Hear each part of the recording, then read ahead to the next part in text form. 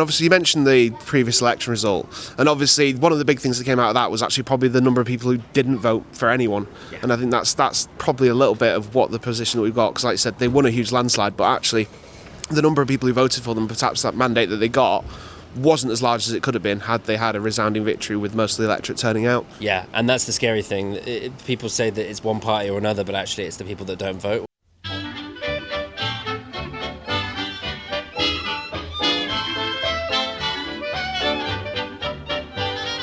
No matter where I go, London, Paris, Mexico, anywhere on earth, they know my place of birth.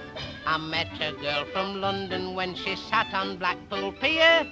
She said, could tell, I'm a lad for Lancashire. As we said, we're in the local area, obviously elections coming up.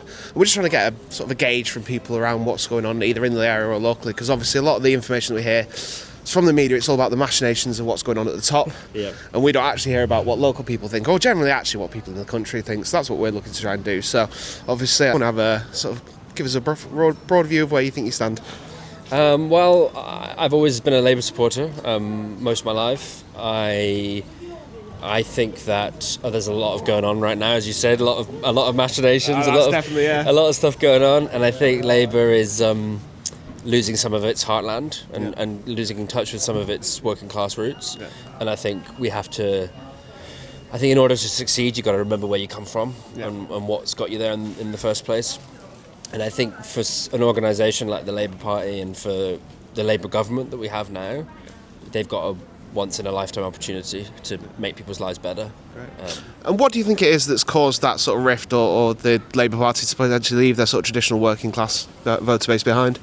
I don't know. That's a great question. I think because we still...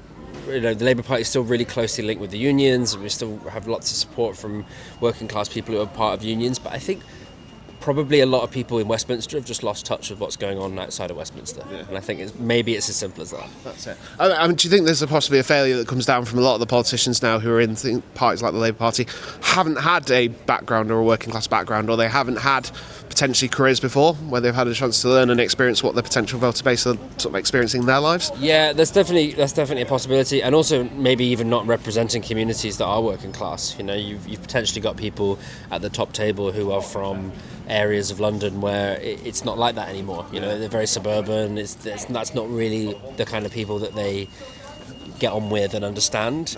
And if they're not in touch with that, I think you lose the majority. And I think you have to really remember that the government has to represent the majority, has to represent them.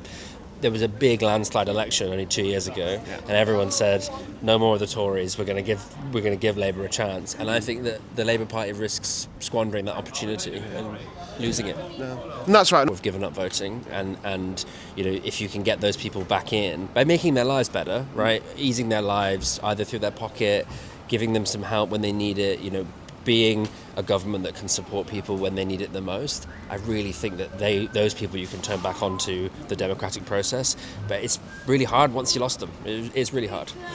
And do you think there's something about Andy Burnham that can potentially try and bring those people back on board? I think so. I think Andy Burnham's proved that he's done a lot of good in Manchester, right? People will always agree with that. As much as good you can do as a mayor, there are limits. I think that he's a great case study of someone that's gone, I couldn't make it work in Westminster, but I'm not going to give up. And I think he's got the credentials as someone who can make it work in Parliament. If he can't, I don't know who can. No, that's it. And do you think sort of that idea of sort of what they've done, Manchesterism, can be easily translated across to the national level? I hope so, and I hope it means more devolution. I hope it means more powers for local mayors. I hope it means more money in local people's pockets, more public services under local ownership. I feel like that's a model that works quite well in Europe, and Andy's made it work really well in Manchester, so why not give it a go and see if you can roll it out nationally? Yeah, okay, brilliant. And I suppose one last question. What's something that you think we're not really talking about, or that's a key issue that people are overlooking at the moment? I think probably a key issue we're not looking at right now is the cost of the net zero energy transition. I think it's so important that we get to that net zero energy transition, but I think the government has legislated too quickly and putting a lot of pressure on industry and the public to make a really, really quick change with quite artificial timelines. I think everyone knows that we've got to get there, but actually, are we putting too much pressure on ourselves to get there in an artificial timeline? And I think it's not being talked about enough because it's costing people in their bills. People are seeing those bills go up. It is costing people. Yeah, people are really feeling it, and I think that's it. Okay, I suppose in relation to climate change or potentially new source of energy, what are your feelings on nuclear? We need more of it, but it takes a long time. I think it takes a lot of time to establish and build. Unfortunately, we've outsourced a lot of our nuclear energy capability, so we need countries like France to come and help us out when we need to build new power plants. I think we should probably look at North Sea oil again in a little bit more detail. There needs to be a proper plan around that. I don't think we can afford to be too blindsided about net zero. I think we need to explore the best way of getting energy. Nuclear is great, but we need to start making small modular reactors now as quickly as possible in order to meet the demand. The demand's going up, right? Everyone's being told electric car, electric this. Oh, yeah. The demand's going to keep going up. Guilty. Yeah. I got one too, so I know what it's like. Yeah. Feeling a little bit smug when the the fuel prices went up. Exactly, but we want everyone to make that transition. Can we meet that demand? Yes, okay, we can build lots of wind farms. That takes time, that's expensive. I think, nuclear power, we're a country that has the expertise now. We should be doing it more and more. Yeah. Brilliant. All right, thank you very much. That was great. All right, cheers. Thanks for your help. All right, take care. Good luck, guys. See you later. Yeah. So you were not too keen on Andy Burnham, so do you want to share us a bit more views on him? I'm not too keen on politicians. No? No, not really, no, because obviously I think they're lining their own nest. Yeah, I think that's definitely something that a lot of them because they promise you this, promise you that, and give you nothing. Yeah. As long as they get into what they want to do and get £100,000 a year and all this and everything else. That's it. They're not paid too badly, are they? I wouldn't mind that. You know what I mean? I work every day, every week, pay my taxes. Where does it go? And I'm still getting screwed. No, I completely understand, that's it. And obviously with the local election coming up, is there anyone that you think might have a chance of doing something better? I'll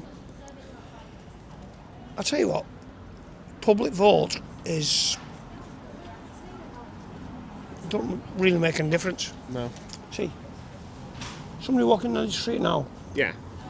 turns around to me and says, I can do this job better. I'd vote for them. Right, okay. So you politicians, right. How can I say it? It's just legalised robbery.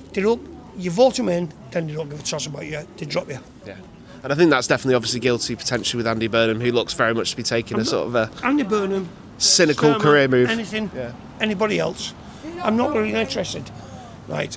Because I will not vote for anybody because they're all bent. Yeah. All they're doing is lining their own nest, right? They don't give a toss about us. Oh no. You pay your taxes. You pay your taxes. Yeah. Right? And I feel it. And that's all they want. Yeah. Right? How much are they on a year? 100, 200 grand a year? I mean, I suppose it depends how much will you All take in the expenses back paid? pocket. Yeah, that's it. You know what I mean? Oh, yeah, don't worry, I'm furious about it as well. You know what I mean? You've got to work 10, 12 hours a day. Yeah. How much are they working? I mean, if you look at some of them, I could name a couple that I don't see anything from. I think that's, Exactly. You just reap the benefits of whoever comes into government. Because basically they're screwing you.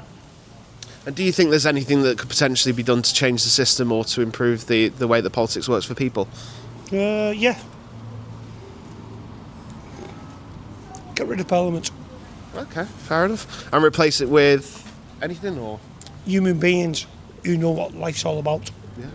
Okay. Instead of people lying in their own nest. Yeah. Brilliant. All right, thank you very much. Cheers. All right, take care.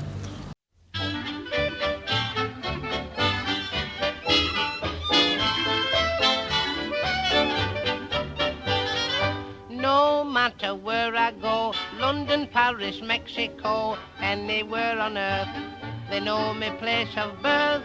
I met a girl from London when she sat on Blackpool Pier.